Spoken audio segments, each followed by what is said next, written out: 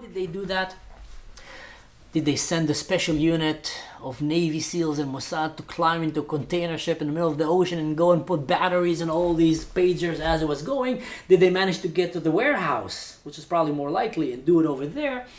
Did they charter the entire ship and had everybody in the ship working for the Mossad going as the captains and brought that to Lebanon when it's already ready? They built literally labs on that boat and containers, I don't know what. And this pager attack that Israel just revealed right now, was it because they wanted to send Hezbollah back? Was it because Hezbollah was about to assassinate Israeli? Because they wanted to see where they can find Nasrallah and his guys? There's a lot of questions that we know. Government, spy agencies are very reluctant of using such powerful demonstrations. Because what happened is, it works. Great. Now you did. You got your job. You terrified everybody. Round one, round two, a lot of circumcisions happening in Hezbollah. No more children coming from these terrorists. But now they're going to change. Now they're going to adapt. Now they're going to try to see how can we... In today's video, we're going to talk about the combined attack of the pagers and the radios that allegedly Israel have struck Hezbollah. We'll try to answer why didn't Israel take the advantage of that attack and start a whole-scale war, kind of like the 6-Day War. You know, they had the element of surprise and they had the element of shock, and obviously they badly hurted the whole communication system that Hezbollah had. Why didn't they take advantage and just go with that immediately? We will also try to answer what can they gain and lose from this pager attack, from revealing that capability that they have. And we're going to talk about also how such attack becomes a feast for all spy agencies around the world. Basically, it's the best thing that can happen to a spy agency when something like this happens somewhere around the world with their enemies. We're going to tackle that as well. What will be of Lebanon? And what should America and Europe, what should be the official stand of America and Europe towards this war that Israel is waging on Hezbollah, on Iran, on Hamas, and what actions I think that they should start taking? So apparently it's official. The next battlefront that Israel is going to focus on right now is going to be Lebanon and Hezbollah. That's at least what the media is saying. So basically, after the last pager attack, part 1, part 2, where Israel helped Hezbollah get rid of their schnitzkins, fingers and faces, Israel is now saying no more. We're not going to let you keep shooting thousands of rockets on Israel and forcing more than 200,000 Israelis to leave their homes and move to the south. So now let me read to you something very interesting that was written by Amjad Taha. To those of you who don't know, Amjad Taha is a political strategist and analytic from the UAE, the United Arab Emirates. And he wrote, one of the books that he wrote actually, which is apparently a very interesting book. I haven't read it myself, but I'm definitely going to try to put it on my agenda, is The Deception of the Arab Spring. Now, this bright young Arab man wrote a letter to Hezbollah, and it goes like this. You dared to strike at the smart and courageous nation on October 7th, committing a genocide, kidnapping their children and violating their women. You thought they would fall, but they rose again. Returning after 11 months to correct what they only momentarily slipped, their intelligence, now they will send you back 1,000 years to a time without technology, where ringtones feel like death knell and a beep is a nightmare. You will be hunted by your own shadow, too afraid to use any technology, cut off from the advanced world, and they will defeat you, not with bullets or tanks, but through the unbreakable will of brave, intelligent people. Over a simple cup of coffee, with one decisive click, remember the Revenge of the Nerds? They will seal your fate, and the fate of anyone who dares harm their children. This is a nation the world respects. Lebanon, Hezbollah's pager attack, and today's V-82 strike are not merely military victories. They represent a triumph for the Middle East over the radicalism, a victory not only for Israel, but for all who stand against terror. What a powerful message, very bright Arab political analytics. And you know what? You'll be surprised how many people in the Arab world actually hate Hezbollah, because Hezbollah is Hezb Shaitan. They're not that different than ISIS. They are the worst thing that happened to Lebanon and to their people. And not only that, to help you understand, there is a Sunnah and there's a Shia. And the hatred that these two groups have between each other sometimes condescend even the hatred that some of the Arab people have towards Israel. And there's a reason, because there's a lot of bad blood through the history of Islam, and we're not going to talk about it in this video, maybe in another video. Israel is officially moving its efforts to start a war, I guess, with Lebanon. They literally said this is going to be the next battlefront that we're going to put our entire focus on. And it makes no surprise. I mean, don't let anyone lie to you or trick you until Israel is starting the war. Like I said in my last video, after more than 7,000 rockets shot at your own country, some might say it is enough for a country to say, you know what, let's wake up and smell the hummus, guys. We are at war with these guys, and we can't continue living like this. I have personal friends, dear friends of mine, that had to flee from their homes in the north. These are not settlements. You know, people have controversial ideas about settlements. These are literally Israeli lands. They're not even the Golan lands. Inside of Israel, people cannot live in their homes. People cannot go to school. Children cannot go to school. People cannot start their business. You know how many people in Israel have lost their businesses? We're talking about more than 200,000 people that have been detached, and probably even 1 million people that got affected by it, because Israel is a small country. Go look at the map. For all of you who have no idea where the river and where the sea is, you might be surprised by how small Israel is. It's literally smaller than Kentucky. So Israel is moving its effort to go and combat Hezbollah. In other words, I will even say Israel is starting to speak the language of the Arab man. Power and respect. The attack that they blow on Hezbollah have not only shocked Hezbollah, it have humiliated Hezbollah, and it have terrified Hezbollah, but also have sent them back to the Stone Age. There's so many memes that are happening right now talking about, you know, Hezbollah's new iPhone 6, showing these little plastic cups with a rope in between them. So what's the pros and the cons of Israel revealing their capability right now, showing Hezbollah that they can reach their pagers, their smartphones, and just literally take almost everybody out in one click of a button by an army of nerds? The pro is that these kind of incidents help you realize more than you know. It ends up revealing so much about this organization. It ends up becoming like a festival for all espionage agencies around the world, because now not only Hezbollah is shocked, everybody's panicking, everybody's doing mistakes, everybody's calling everybody, and then another explosion happened, and then they realize, well, we can't call, but we have Ahmed and Mustafa that are very important to us, and he's a religious leader, and he's a brigadier for Hezbollah, and he's hiding in his house, and he have a pager. We gotta run to him and tell him, don't answer that pager. And they run, Ahmed or Sinwar in Gaza, do not touch the pager, and boom, kaboom. Bottom line, it makes everybody do mistakes. Because you see, a lot of these terrorist organizations, the reason and the way that they survive for so long, like Al-Qaeda, like Osama bin Laden, they realize that the enemy have way stronger capabilities than they have when it comes to technology, espionage, agencies, budget-wise, and etc. and etc. And they realize if they want to fight, they cannot fight fair. So they use human shields, they hide on the ground, and they stay away from technologies as much as they can. For example, Nasrallah came with an executive order, I don't remember when, but he came and said, all Hezbollah people cannot have smartphones anymore because Israel can tap them, America can tap them.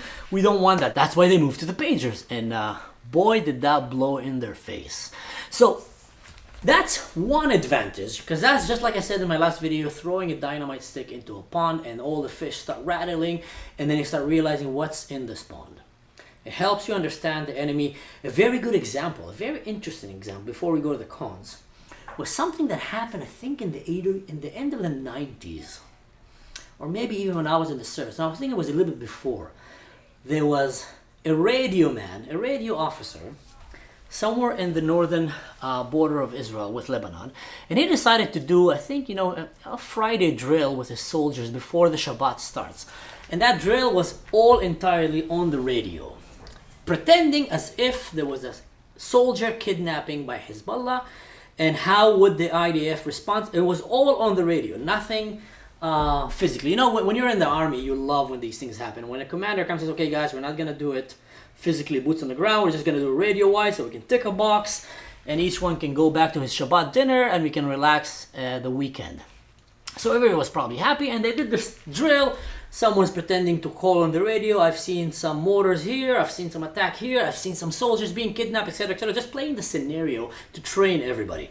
What happened is, this ended up being one of the most important operations, you can call it, propaganda operation, or I don't know, a cyber security operation on Hezbollah. Because Hezbollah was tapping to these radios, and suddenly out of nowhere, they hear that Israeli soldiers are being kidnapped.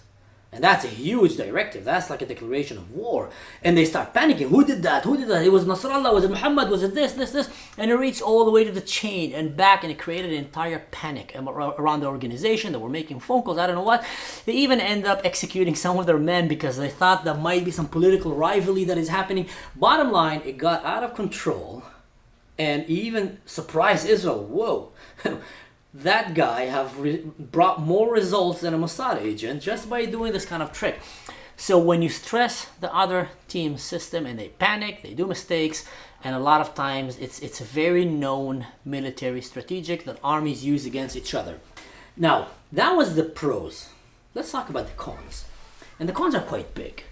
You see, when you're a spionage agency, when you're a government, when you're a power like China, Russia, America, Israel, Germany, Europe, Britain, France, you always want to keep your doomsday card close to you. You want to keep your jokers. We call them tide breakers. Government spy agencies are very reluctant of using such powerful demonstrations. Because what happened is, it works. Great. Now you did. You got your job. You terrified everybody. Round one, round two, a lot of circumcisions happening in Hezbollah. No more children coming from these terrorists. But now they're going to change. Now they're going to adapt. Now they're going to try to see how can we keep fighting Israel. Obviously, we can't use that. We can't use that. Hezbollah is a smart organization. If something happens, if someone dares to come to a war with you, you don't want them to know what you have so they can prepare for it. You want to have that card that's going to break the tie. That is their deal breaker, the cards that they have, the joker in their hand. Because they say, you know what? If something happened, I want to be able to change the tide of war. I want to have some kind of a technology that no one knows about it. Some kind of an alien technology that we have. They don't know yet, but if something happened, we're going to bring it on. And then the enemy knows, I don't know what they have. It keeps a lot of fear and it keeps everybody kind of balanced. So I don't know if we should start a war with them because maybe they'll surprise us. We don't know how to prepare for it even, but we know that they have something. Similar thing is submarines, for example. One of the important strategic aspects of a submarine, of a military submarine, nuclear submarine, is that everybody knows that even though they might take your country down by surprise, wipe out everybody, there's still a few submarines out there with enough nukes to destroy the entire continent. So that's why it's like an insurance card. I don't mess with you, you don't mess with me, let's keep it that way. Everybody remember that story with the Russian submarine and that guy that saved planet Earth, basically, because he refused to press the button when everybody else were thinking that there is a real nuclear war, where there wasn't. The cons is, why would Israel reveal this card? Why would Israel reveal such a strong card that they had right now? And if they already revealed it, why didn't they just take the advantage of surprise? You know, round one, round two, no more schnitzkins with Hezbollah. They're blinded, they're panicking, the fingers are off. Everybody's like making mistakes. Why didn't they attack and surprise them and just wipe them out? I guess we're going to hear the answers very soon. Maybe they weren't prepared. Maybe they don't want to escalate to that kind of war. You see, this was one of the most precise, I would call it humanitarian, counter-terrorism attack known to mankind. Because up until now, how do you take out terrorists? A missile from an airplane, a special forces team going in, assassinating them, blowing up its car, or I don't know what.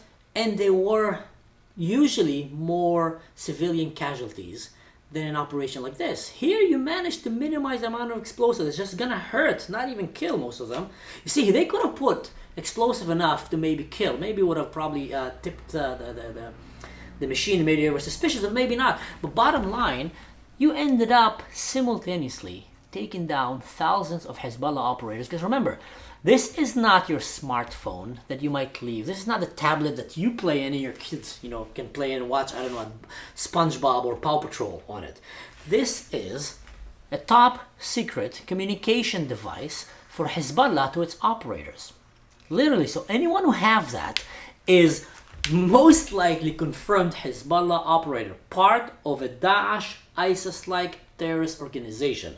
So by doing that, you ended up creating one of the most advanced and humanitarian anti-terrorism attack. You took so many of them, or injured, or decommissioned them without almost injuring anyone around. This is insane. It's unheard of. Imagine how many people would have died if they would try to do that with rockets, with airplanes. That's a different story. So maybe Israel is still holding off and giving Lebanon a chance, saying, guys, back off. We're not joking with you. We can literally send you to the Stone Age. We will make you all live in caves like in Afghanistan. You would lose everything that you have. Lebanon is not ready for this war. And Lebanon is not ready for this war economically, geographically, everything. You know, as a government, most people there are oppressed by Hezbollah, the Christians, the Druze, the Muslims. Lebanon is the biggest loser in this war. They're going to lose way more than Israel. In war, everybody loses. The question, who loses more? And who's willing to go to the end? And I can tell you one thing. Israel will go to the end because Israel have one country. The Jewish people have one state. And after the Holocaust, they said never again.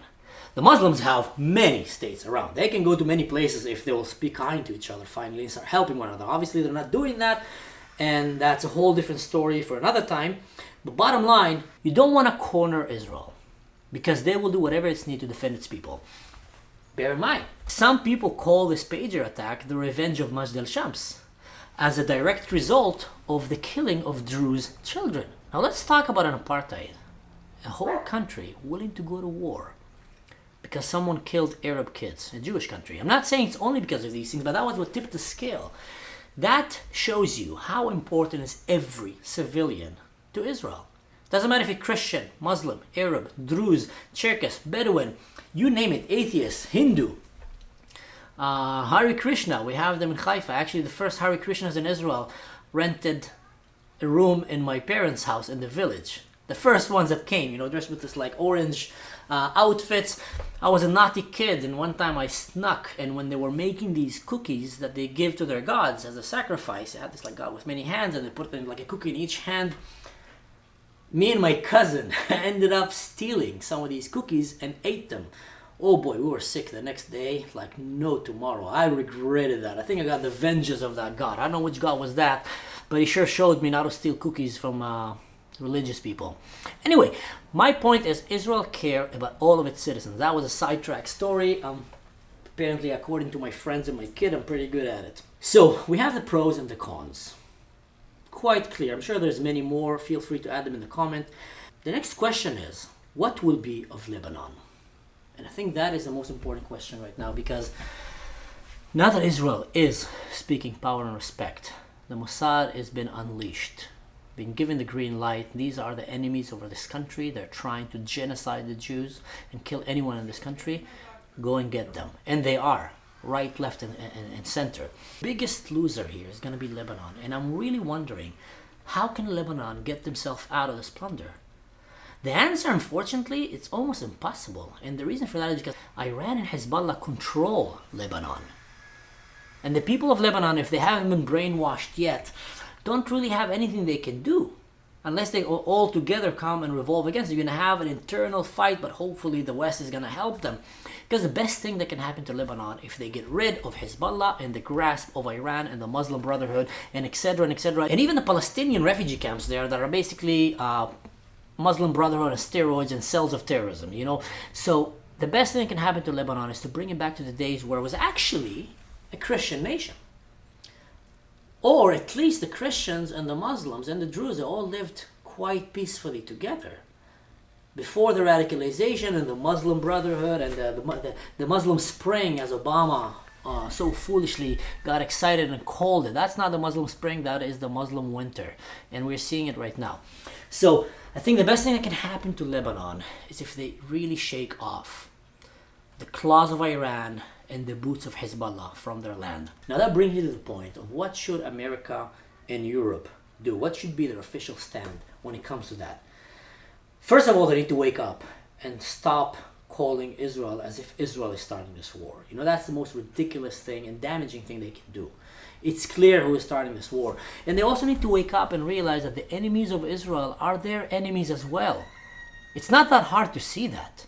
And now we come to the question, what should the West do? What should be the stand of America, United States of America, the stand of Europe regarding the war with Hezbollah?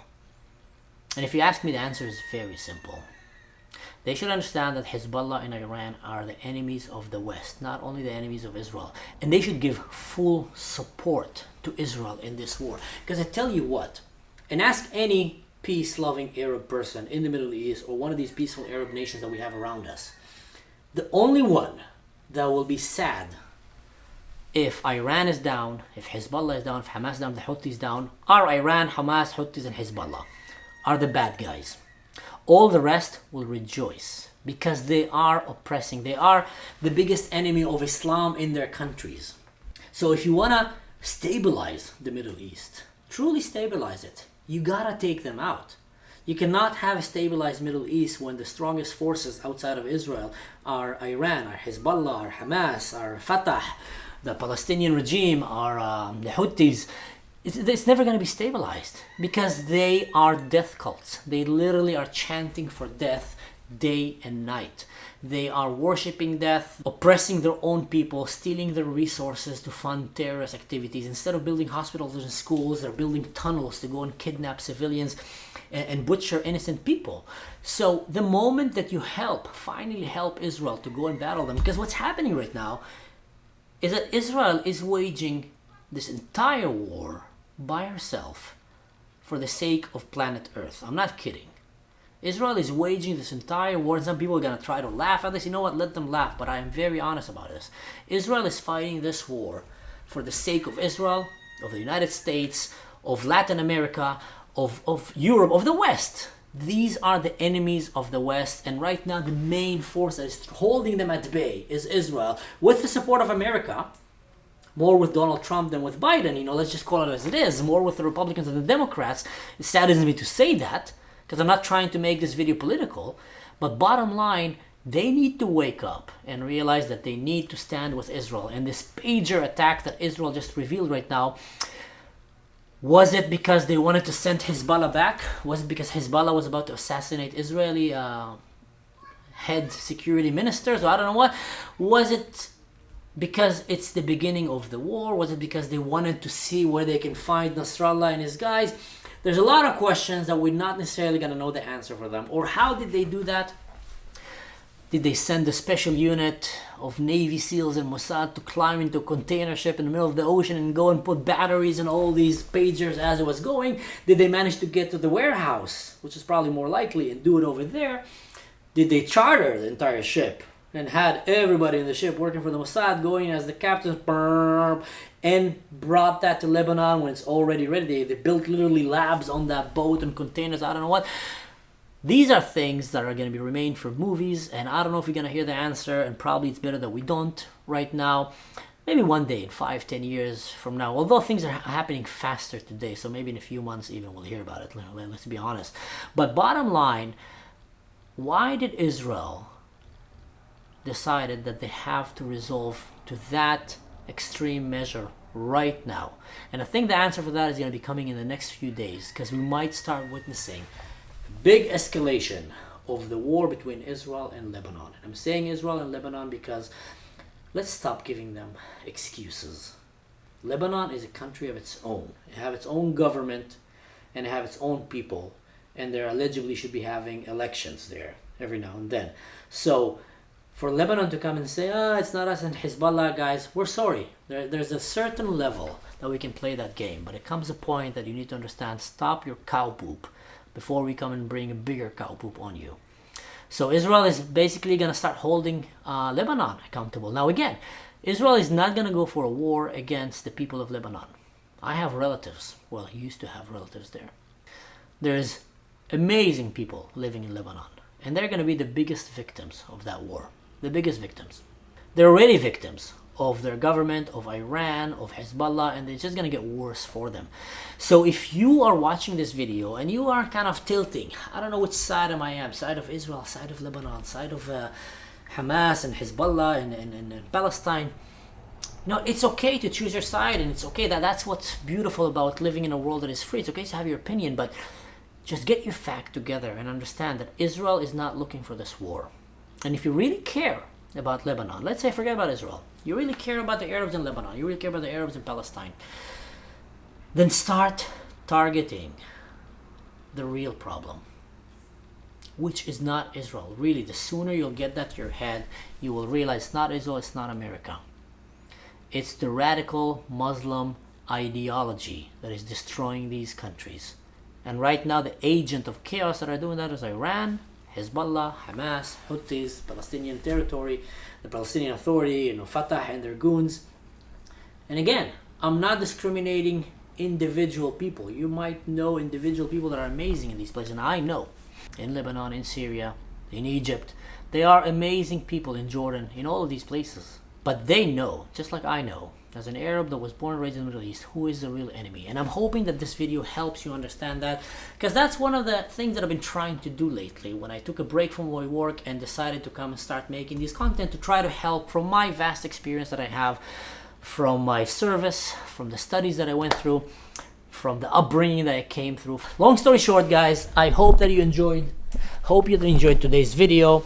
And if you did, feel free, like always, to go and click the like, subscribe, share, the whole shebang. If you want to help support my videos so I can keep doing more videos like this, go and visit my Patreon, where you can see direct and effective ways how you can support my channel. And until then, just like I always say, don't do anything stupid. In general, just don't do anything that I would do. I'm not kidding.